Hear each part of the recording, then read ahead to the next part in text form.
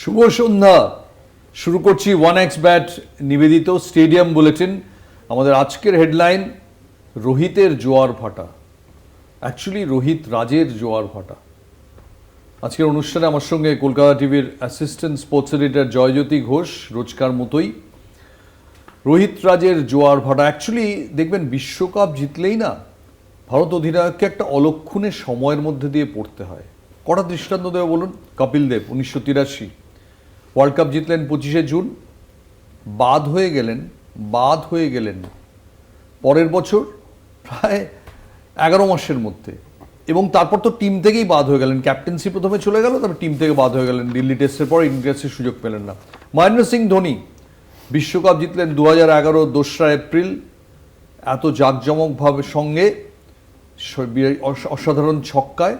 এরপর 8টা test match টানা হেরে গেলেন। 8টা টেস্ট ম্যাচ আজ পর্যন্ত কোনো ভারত অধিনায়ক হারেননি, টানা 8টা টেস্ট ম্যাচ। ইংল্যান্ডে 4টে, অস্ট্রেলিয়া 4টে। ক্যাপ্টেন্সি গেল না, শ্রীনিবাসন থাকায় ক্যাপ্টেন্সিটা চলে যেত। আর এই রোহিত শর্মা গত 29শে জুন 30শে জুন ওই সময়ের মধ্যে তিনি বার্বাডোসে বিশ্ব চ্যাম্পিয়ন হলেন। আজকে এমন অবস্থা দেখো যে আজকে রোহিত শর্মা কি বাকি সিরিজে ক্যাপ্টেন থাকবেন কি না এটা নিয়ে প্রশ্ন উঠছে। এবং আমার বাপাশে যিনি বসে আছেন তিনি তো কালকে দেখলাম স্টেডিয়াম বুলেটিনে বলেই দিচ্ছেন যে অন্য ক্যাপ্টেন আনলে ভালো হয়। মানে এত ফিকল মাইন্ডেড ইন্ডিয়ান ফ্যানরা যে কি বলবো, ফ্যান জার্নালিস্ট সবাই। ইন্ডিয়ান ফ্যান শুধু নয়, ইন্ডিয়ান এক্স ক্রিকেটাররাও, সুনীল গাভাস্করও কিন্তু একই সুরে কথা বলেছেন সেটা সিরিজের আগে না, ওটাই বলার, যেটা যে যখন একজন ক্যাপ্টেনের আন্ডারে টিম 295 রানে জিতছে, সেখান থেকে আরও একজন ক্যাপ্টেন এসে সেটার দায়িত্ব নিচ্ছেন এবং তিনি খুব একটা সাকসেসফুল হচ্ছে না ব্যাট হাতে। যদি আমি বলি একটা স্ট্যাটস দিচ্ছি, আমি তোমায় থামাচ্ছি। এরকম ইনস্টেন্স কিন্তু আরও আছে। অ্যাডাম গিলক্রিস্টে যে ভারতে এসে 2-0 সিরিজ জিতলেন।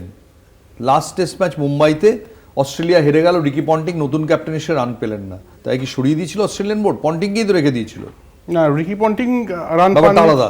রিকি পন্টিং ঠিক আছে, রোহিত শর্মা ঠিক নেই। এর আগে তো আপনারা ফোন করতে পারেন এই শোতে, ফোন করে আপনারা জানাবেন আপনারা কার দিকে, আমার দিকে না জয়জ্যোতির দিকে। স্পষ্ট দুটো ন্যারেটিভ তৈরি হয়ে গেছে, দেখতেই পাচ্ছেন শোতে। ও বলছে রোহিতকে নাকি এখনই সরানো উচিত। না, আমি কিন্তু রোহিত অ্যাজ ব্যাটার ফ্যান, যাতে রোহিতের ব্যাটে রান আসে সেটার জন্য ক্যাপ্টেন্সি কি করবে? ক্যাপ্টেন্সি জসপ্রীত বুমরা এখন তো হয়েই গিয়েছে, এখন তো রোহিত শর্মা চলেই এসেছেন, ক্যাপ্টেন্সি করছেন, এখন আবার সরিয়ে দেওয়ার কোনো মানে হয় না। যখন মানে তিনি ক্যাপ্টেন্সি পাননি, মানে যখন ফার্স্ট টেস্টে তিনি অ্যাবসেন্ট ছিলেন, সেখান থেকে যখন ভারত জিতলো তারপর মনে হয় যে সেটাই কন্টিনিউ করা উচিত ছিল, তিনি ব্যাটিংয়ে যদি কনসেন্ট্রেট করতেন। কারণ শেষ ইতিহাসে কোনো ক্যাপ্টেনকে এভাবে ছেড়ে ফেলা হয়নি। সে একটা পেটার্নিটি লিভ পেয়ে সে গেছে, তাকে প্রথমে ছেড়ে ফেলা হবে জাস্ট বিকজ টিম জিতেছে বলে? পরে আলোচনায় আসছে। সেটা হচ্ছে যে রোহিত শর্মা, আমি যতদূর জানি যে আজকে ভারতীয় বোর্ডের কাউকে বলেছেন যে তিনি তারা কামব্যাক করবেন ব্রিসবেনে, আশ্বাস দিয়েছেন এবং বলেছেন যে ব্রিসবেনের উইকেটটা ভালো, অস্ট্রেলিয়া ব্যাটিং উইকেট মোটামুটি আছে, চিন্তা করার কোনো কারণ নেই। কাজে রোহিত শর্মা ক্যাপ্টেন, তিনি পুরো রেসপন্সিবিলিটি নিয়েছেন হারের এবং বলেছেন যে তিনি মনে করেন যে টিম ফিরে আসতে পারবে। এই মেসেজটা তিনি দিয়েছেন। যদিও মোহাম্মদ শামির কী হলো এটা কিন্তু বোঝা যাচ্ছে না। যে মোহাম্মদ শামি, নির্বাচকরা বলছেন যে তারা যতক্ষণ না এনসিএ এর কাছ থেকে ফিট সার্টিফিকেট পাচ্ছেন ততক্ষণ তাদের হাত পা বাঁধা। এনসিএ যতক্ষণ না সবুজ সংকেত দিচ্ছে তারা কিচ্ছু করতে পারবেন না। অতএব এখনও মোহাম্মদ শামি আসছেন। আমি যতদূর শুনলাম যে আজকে মর্নি মর্কেলের সঙ্গে কথা বলা হয়েছে যে আকাশদীপকে পরের টেস্টে নেওয়া যায় কিনা, কারণ এই যে ট্র্যাভিস হেডকে থামানো যাচ্ছে না, আকাশদীপকে এনে যদি লাইন অফ অ্যাটাকটা চেঞ্জ করে একটু কিছু করা যায়, হয়তো ট্র্যাভিস হেড এত অভ্যস্ত হয়ে গেছেন হর্ষিত রানাকে খেলে, মোহাম্মদ সিরাজকে খেলে, কোথাও একটা হর্ষিত রানার জায়গায় আকাশদীপকে খেলানো যায় কিনা, যাতে, কারণ মোহাম্মদ শামি এখনও আসছেন না। থার্ড টেস্টে যদি না আসেন পড়ে রইল 2টো টেস্ট ম্যাচ। সেক্ষেত্রে আকাশদীপকে নিয়ে ভাবনা শুরু হয়েছে ভারতীয় শিবিরে। আকাশদীপকে নিয়ে ভাবতে হবে, কারণ আর কোনো অপশন নেই। আর মোহাম্মদ শামির ব্যাপারে গতকাল অলরেডি রোহিত শর্মা প্রেস কনফারেন্সে বলেছেন যে সোয়েলিং রয়েছে, তবে সবসময় দরজা খোলা মোহাম্মদ শামির জন্য, মনিটর করছে বিসিসিআই টিম। কি হবে মোহাম্মদ শামির ব্যাপারটা পুরো হাইলি সাসপিশিয়াস এই মুহূর্তে দাঁড়িয়ে। তবে এটা বলার যে ট্রেভিস হেডকে আউট করার গেম প্ল্যান তৈরি করতে হবে। প্রাক্তন ভারতীয় ক্রিকেটাররা বলছেন একটাই কথা, যে বাউন্সার হচ্ছে দুর্বলতা, সেটা কিন্তু দিতে দেখা যাচ্ছে না ভারতীয় বোলারদের। সাধারণত রুম দিচ্ছেন ভারতীয় বোলাররা, ট্রেভিস হেড অবলীলায় খেলছেন এবং বিগত 2 বছরে ভারতের বিরুদ্ধে সব থেকে বেশি রান এই ট্রেভিস হেড করেছেন। মানে এর আগের দিন গৌতম দা বলেছেন যে বাহাতি বুন, ডেভিড বুন মনে হয় কখনো ট্রেভিস হেডকে দেখলে আমার 90s সঈদ আনোয়ার মনে হয় যখন তিনি ব্যাটিং করেন। তাই ট্রেভিস হেডকে আউট করার একটা ধাঁধা, যে মানে সমাধানটা বের করতে হবে, সেটা ভারতীয় বোলারদেরই বের করতে হবে। অ্যাবসলিউটলি। ফোন লাইন খোলা, আপনারা চাইলে আমাদের সঙ্গে ফোনে যোগাযোগ করতে পারেন, প্রশ্ন করতে পারেন যে কোনো কিছু। ভারতীয় সমর্থকরা একটু হতোদ্যম হয়ে গিয়েছেন পিঙ্ক বল টেস্ট ম্যাচে হেরে, কিন্তু ব্রিসবেন একটা নতুন আশা, নতুন স্বপ্ন। এবং আরেকটা ভালো খবর আপনাদের দিই, সেটা যে জসপ্রীত বুমরা কুচকিতে চোট পাওয়ার পর শুয়ে পড়েছিলেন, ওই ছবিটা একটা আতঙ্কের ছবি ছিল, কিন্তু শোনা যাচ্ছে যে জসপ্রীত বুমরা সুস্থ আছেন এখন। তার ওয়ার্কলোড ম্যানেজমেন্টের সব রকম ব্যবস্থা রাখা হচ্ছে যাতে জসপ্রীত বুমরাকে দিয়ে বাকি 3টে টেস্ট ম্যাচের সবকটা খেলানো যায়। জসপ্রীত বুমরা সুস্থ থেকে ব্রিসবেন টেস্ট ম্যাচ খেলছেন।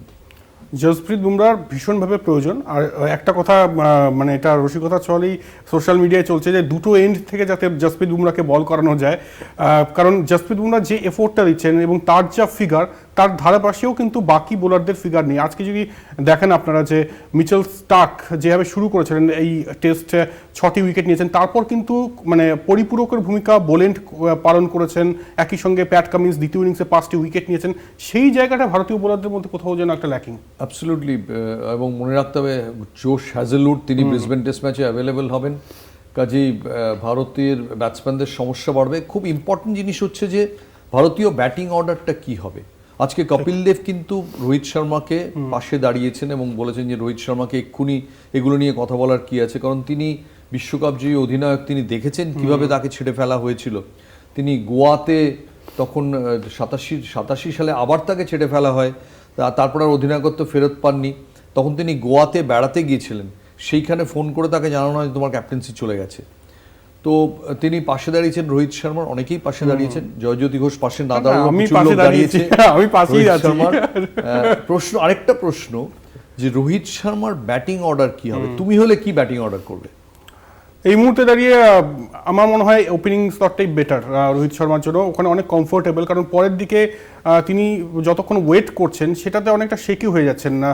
গাভাস্করও সেটা বলেছেন যে তিনি যাতে ওপেন করেন এর পরের টেস্টে, এবং কে এল রাহুল এর আগেও মিডিল অর্ডারে ব্যাটিং করেছেন। যদি রোহিত আর যশস্বী জয়সওয়াল ওপেনিং পেয়ার হয়, মনে হয় সেটা বেটার হবে। আমার নিজের মনে হয় রোহিত শর্মা যদি ওপেন করেন যশস্বীর সঙ্গে, কে এল রাহুল নাম্বার 3 খেলা উচিত, কারণ কে এল রাহুল ওপেনিং করে যথেষ্ট সময় কাটিয়েছেন। নাম্বার 3 সে শুভমন গিল 30-40 করে রান করছেন, সেক্ষেত্রে কে এল রাহুল যদি 3-এ আসেন, বিরাট কোহলি 4-এ, শুভমন গিল 5-এ আসতে পারেন, ঋষভ পান্ত 6-এ, তাহলে হয়তো ব্যাটিং অর্ডারটা আরও মজবুত হবে। কে এল রাহুলকে একদম নিচে নামিয়ে 6 নম্বরে পাঠিয়ে দিলে তিনি যে ফ্রেশ নিউ বল খেলার যে অভিজ্ঞতাটা তিনি অস্ট্রেলিয়া একদম ইনফর্ম রয়েছেন, সেটা অনেকটা কম্প্রোমাইজড হয়ে যাবে। এটাও একদম যুক্তিযুক্ত, কারণ কে এল রাহুল যেভাবে ব্যাটিং করেছেন বিগত 2টি টেস্টে, এই টেস্টে হয়তো রান পাননি, 2 ইনিংস মিলে 44 রান, এর আগের টেস্টে ভালো রান করেছেন। তাই সেই প্রথম দিকের বলগুলো খুব ভালো মতন ফেস করতে পারেন, এবং শুধু ফেস করা নয়, যে টেকনিক্যাল জিনিসটা দরকার, মানে কোন স্ট্যাম্পে ব্যাটের ফেসটা রাখতে হবে, কোন বলটা খেলতে হবে, সেই জিনিসটা খুব ভালো মতন জানেন। এই জন্যই সেনা কান্ট্রিজে 5টা সেঞ্চুরি কে এল রাহুলের, এটাও একটা ভালো চয়েস। তবে ভারতীয় টিম ম্যানেজমেন্ট কি শুভমন গিলকে 6 নম্বরে নামাবেন না 5 নম্বরে নামাবেন, এটা কিন্তু বড় প্রশ্ন। 5 নম্বরে না হবে, ঋষভ পন্তকে 6 নম্বরে খেলাও, 5 নম্বরে শুভমন গিলকে খেলাও, যদি প্রয়োজন হয় ঋষভ পন্তকে 5-এ খেলাও যখন তোমার অ্যাটাক করা দরকার। অ্যাবসলিউটলি। আরেকটা জিনিস তোমায় জিজ্ঞেস করি, যে ভারত যদি পিঙ্ক বল টেস্ট ম্যাচ খেলতেই হয় তোমার অস্ট্রেলিয়ায় গিয়ে, তাহলে ইদার তোমার প্রোগ্রাম অ্যান্ড ফিক্সচার কমিটিতে যারা আছেন তারা তোমরা অ্যাপ্রুভ করো না, কারণ তুমি অভ্যস্ত নও, অথবা দেশে কেন পিঙ্ক বল তাহলে করছো না? এটার কোনো উত্তর নেই। এটা জয় শাহ এর আগে বলেছেন যে এইখানে পিঙ্ক বল খেলে খুব একটা কিছু লাভও হয় না, 2 দিনে খেলা শেষ হয়ে যায়, ব্রডকাস্টারদেরও সমস্যা, সেই জন্য পিঙ্ক বল টেস্ট ম্যাচটাকে বিসিসিআই কখনো এন্টারটেইনই করেনি। আর পিঙ্ক বল টেস্ট ম্যাচ এমন একটা টেস্ট ম্যাচ যেখানে বেশ কিছু মানে স্কিল দরকার, যেটা ডিফারেন্ট স্কিলসের দরকার, যেখানে কিছু মিলি সেকেন্ডে দ্রুত বল আসে, বল স্কিড করে, 13 সেন্টিমিটার হাইটে বল আসে, এই জিনিসগুলোর সঙ্গে মানিয়ে নেওয়াটা অত্যন্ত কঠিন। আর এটা যদি না হয়, তাহলে আমরা আশা করতে পারি না যে অ্যাডিলেডে গিয়ে পিঙ্ক বল টেস্টে অস্ট্রেলিয়ার মুখোমুখি ভারত জিতবে। ঠিকই বলেছে জয়জ্যোতি। এখন আমরা চলে যাব একটা ছোট্ট বিরতিতে। এই আইএমএক্স ব্যাট নিবেদিত এই স্টেডিয়াম বুলেটিনে একটা ছোট্ট বিরতির অবকাশ, কিন্তু কোথাও যাবেন না প্লিজ। আমরা খুব দ্রুত ফিরে আসব অনেক ইন্টারেস্টিং আলোচনা নিয়ে এবং আপনাদের জন্য একটা পুরস্কারের ঘোষণা নিয়েও। কোথাও যাবেন না প্লিজ। এলাম বিরতির পর 1x ব্যাট নিবেদিত স্টেডিয়াম বুলেটিনে। একজন দর্শক বন্ধু ছিলেন আমাদের সঙ্গে, বলুন কি বলছেন। হ্যাঁ, আমার নাম অমিত হাজরা, আমি পূর্ব বর্ধমান থেকে বলছি। আপনার টিভির ইয়েটাকে প্লিজ মিউট করে কথা বলুন। হ্যাঁ, টিভি মিউট করে। হ্যাঁ বলুন, আপনি বিরাটি থেকে বলছেন, প্রশ্নটা বলুন।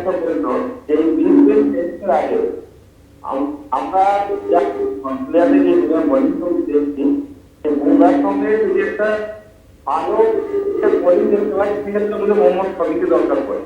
আমরা কি ব্রিসবেন আগে আপনার কথা কিচ্ছু বোঝা যাচ্ছে না, আপনি প্লিজ মিউট করে, টেলিভিশনটা মিউট করে কথা বলুন, কিছু শোনাই যাচ্ছে না। ধন্যবাদ ধন্যবাদ। এনিওয়ে, আমি প্রশ্নটা ভালো করে শুনতে পেলাম না, আমি জানি না তুমি বুঝতে পেরেছো কিনা, আমি প্রশ্নটা ভালো করে শুনতে পেলাম না। আমরা যেটা বলছিলাম যে একটা খবর কিন্তু বলা হয়নি, মোহাম্মদ সিরাজ এবং ট্রাভিসের দুজনকেই কিন্তু ফাইন করা হয়েছে। মোহাম্মদ সিরাজকে 20% ফাইন করা হয়েছে এবং সিরাজকে দুজনকেই একটা করে ডিমেরিট পয়েন্ট রঞ্জন মধুগুলে, যেহেতু এই বছরে কোনো ওদের বিরুদ্ধে কোনো ব্যবস্থা হয়নি বা কোনো শাস্তির খোঁজ নেই অতীতে, রেকর্ডটা মোটামুটি ঠিক আছে, সেজন্যে তাদের আইসিসি রেফারি 1 পয়েন্ট করে ডিমেরিট পয়েন্ট দিয়েছেন। সিরাজের 20% ম্যাচ ফিস গেছে। আরও একজন দর্শক বন্ধু লাইনে আছেন, বলুন আপনার কি প্রশ্ন। হ্যাঁ, আমার প্রশ্ন এক্সপার্ট এবং কোচদের। হ্যালো, হ্যাঁ বলুন বলুন। এক্সপার্ট আমাদের যারা, যখন ওপেনার প্রথম বলেই আউট, সেক্ষেত্রে আরেকজন ওপেনারকে কেন নামানো হলো না? ওপেনারকে আবার 6 নম্বরেই রাখতে হলো কেন? ওপেন করতেই অভ্যস্ত। তুমি প্রশ্নটা বুঝতে পারলে? প্রশ্নটা স্পষ্ট নয়, ওপেনার প্রসঙ্গে তিনি কিছু একটা বলতে চাইছেন।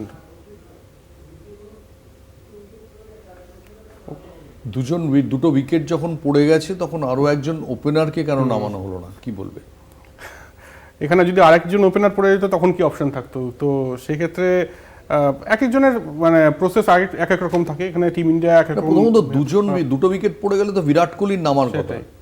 সেখানে 4 নম্বরে বিরাট কোহলি ভারতের ব্যাট করতে নামেন, আগে ওই জায়গাটা ছিল সচিন টেন্ডুলকারের। আমার মনে হয় যে ওখানে কেউ এলেই কারোর নামা উচিত নয়। এই দুজন যখন 4 নম্বরে নামেন, তাদের ওই জায়গাটা তাদেরই নামতে দেওয়া উচিত, আনলেস তুমি কোনো নাইট ওয়াচম্যান নামাচ্ছ। যদি নাইট ওয়াচম্যান না নামাও তাহলে ওই জায়গাটা আর কারোর অধিকার আছে বলে আমার মনে হয় না। অবশ্যই। গৌতম, এখানে একটা প্রশ্ন, সেটা হচ্ছে যে এই পিঙ্ক বল টেস্টটা যদি দেখি, তাহলে ভারত দুটো ইনিংস মিলে 82 ওভার খেলেছে টেস্ট ম্যাচ, এবং অস্ট্রেলিয়ায় হওয়া সর্বনিম্ন, সবচেয়ে ইন্ডিয়া অস্ট্রেলিয়া সবচেয়ে কম বলে হওয়া টেস্ট ম্যাচ, অর্থাৎ সবচেয়ে কম বল লেগেছে জিততে অস্ট্রেলিয়ার। অবশ্যই। এবং এই যে দুটো ইনিংস মিলে 82 ওভার খেলা, এটা কি কোথাও মনে হয় যে ভারতীয় ব্যাটারদের মধ্যে সেই টেস্ট খেলার মানসিকতাই চলে যাচ্ছে আস্তে আস্তে?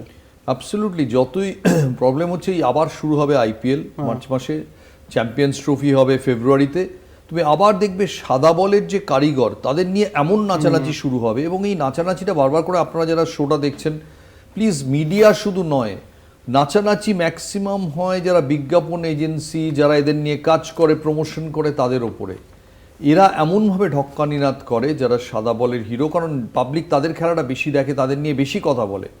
মিডিয়ার কোনো রোলই নেই এটাতে, মিডিয়ার রোল যৎসামান্য, মিডিয়া হয়তো সেটাকে কেটার করে, কিন্তু এগুলো নিয়ে এমন নাচানাচি হয়, যার জন্যে যখন অজয় জাডেজা খেলতেন, যিনি টেস্ট ম্যাচে সেই অর্থে ভালো প্লেয়ার নন, তার এন্ডোর্সমেন্টসের সংখ্যা অনেক বেশি ছিল যারা টেস্ট ম্যাচে রেগুলার খেলতেন তাদের চেয়ে।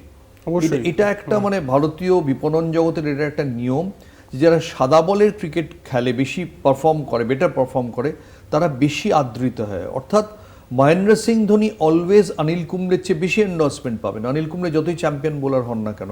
এটা ভারতীয় ক্রিকেটে বা ভারতীয় যেভাবে ভারতীয় ক্রিকেট এবং ক্রিকেট বাণিজ্য চলে, এটা তার একটা অনিবার্য শর্ত হয়ে গেছে।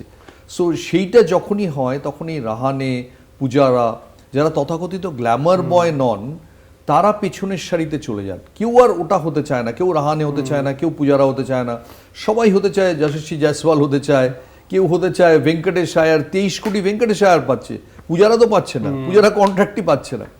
এই যত হবে তত এই জায়গাগুলোর তত গুরুত্ব কমে যাচ্ছে বলে এই প্রবলেমটা হচ্ছে জয়জ্যোতি, যে দাঁড়িয়ে থাকার ব্যাটসম্যান ওই কনসেপ্টটাই চলে গেছে।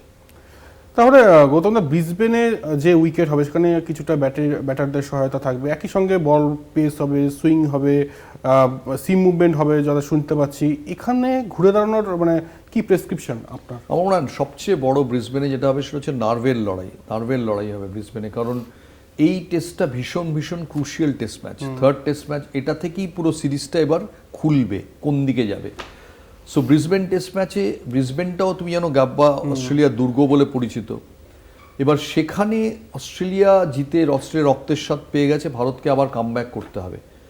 এই ফাইটটা খুব ইম্পর্টেন্ট ফাইট হবে, যে প্রথম দিন ফার্স্ট সেশনটা কে নেবে। এটা হচ্ছে ফুটবলে মাঝমাঠ দখলের মতো, প্রথম দিকটায় কে নেবে, প্রথম দিন কে নেবে, প্রথম দিনে 2 ঘন্টা কে নেবে, তার উপর নির্ভর করবে যে ভারতীয় ব্যাটসম্যানরা কি কামব্যাক করতে পারলো। এখানেই এবার গম্ভীরকে কিন্তু ঠিক করতে হবে যে আমি কোন মডেলে খেলবো। আমি কি পূজারা মডেলে চেষ্টা করবো এদের খেলানোর, না অ্যাটাক করাবো। আর জয়জ্যোতি, আরেকটা জিনিস বলতে ভুলে গেছি, যে স্টেডিয়াম বুলেটিন যারা দেখেন তাদের জন্য তুমি জানো যে একটা খুব ভালো খবর আছে, আমরা একটা পুরস্কারের ব্যবস্থা করেছি। এখন থেকে স্টেডিয়াম বুলেটিন শো আপনারা যারা দেখেন, প্রতিদিন সন্ধেবেলা আপনাদের জন্য একটা আকর্ষণীয় পুরস্কারের ব্যবস্থা থাকবে। পুরস্কারটা কি না, আমরা একটা করে প্রশ্ন করব, সেই প্রশ্নের উত্তর আপনাকে দিতে হবে। আপনি সোশ্যাল মিডিয়ায়, ফেসবুক, এক্স বা ইনস্টাগ্রাম, যে কোনো কিছু আমাদের সঙ্গে যোগাযোগ করতে পারেন। কিন্তু আমরা মনে করুন এই প্রশ্নটা করব, মনে করুন এই শোটা, এটা তো লাইভ শো যাচ্ছে, আপনি হয়তো দেখছেন সন্ধ্যেবেলা 6:30টার সময়, কিন্তু আপনাকে পরের দিন সকাল 8টার মধ্যে আমাদের জানাতে হবে। যদি এক বা একাধিক লোক যদি উত্তরদাতা ঠিক উত্তর দেন, তাহলে তাদের মধ্যে লটারি হবে।